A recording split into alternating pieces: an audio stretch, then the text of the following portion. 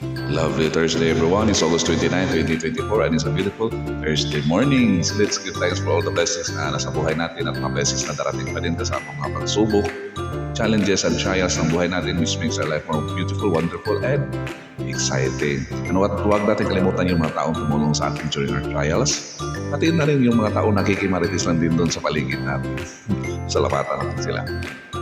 Shout out to King Linda, King Lenzo, King Fuchi, King Margie Crane, King Cecil Boris, Mama Lu, Luis and Susan, Jordan and Judith Sassel, Henry Carlin, Andana Medina, Janet Banaag, and Aldi Galvadores ng Malaybalay City, Bukidnon, Chima David, Inay Araso, Elizabeth Guevara, Angel Inario, Mabel Andres, Angie Sarmiento, Ruby Cortez, Rachel Pastolero, Kiniki Ancheri, and K.L. Smelo. Ripples of the day natin po is love and all intimate relationships are not fairy tales, but rather a do-it-yourself project with no perfect fitting parts or instructions. There are only lessons from someone else's experience and each other's prayers and support. So keep that in mind po. Thank you for following, liking, sharing, and subscribing to these videos. Good morning and have a blessed Thursday, everyone.